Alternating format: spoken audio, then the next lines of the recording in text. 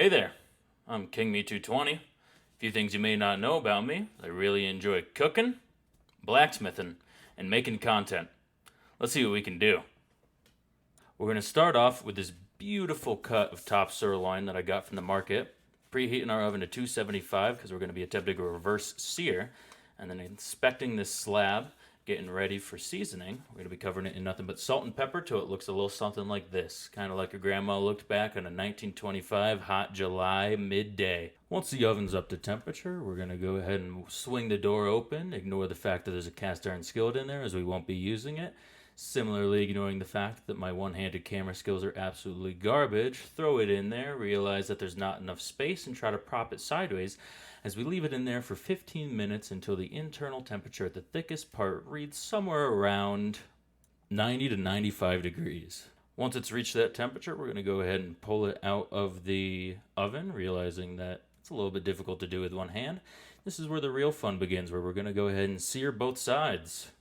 To do this, we're going to light up our forge and let it sit for a little bit, get up to temperature so that we can sear both sides pretty quickly.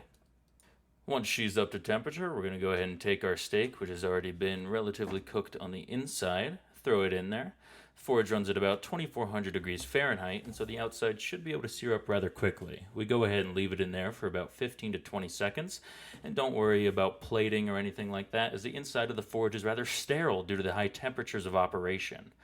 After a little bit, we're going to go ahead and cut the gas and call it a day, because that right there is a properly seared steak on both sides.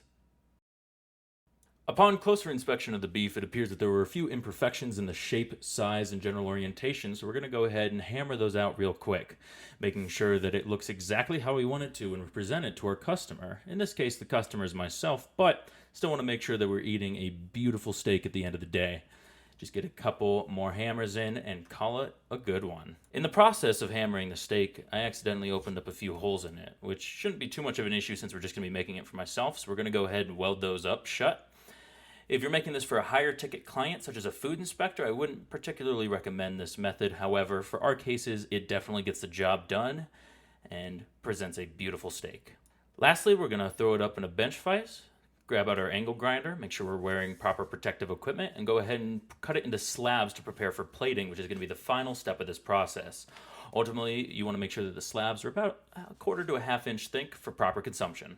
The final step of the process is going to be plating. There are many different methods readily available to you, but I prefer just hucking it at the ground as hard as possible to retain maximum juiciness.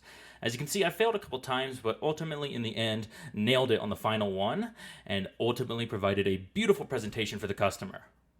We ended up with a final product of a beautiful steak. I would definitely recommend trying this one at home for yourselves.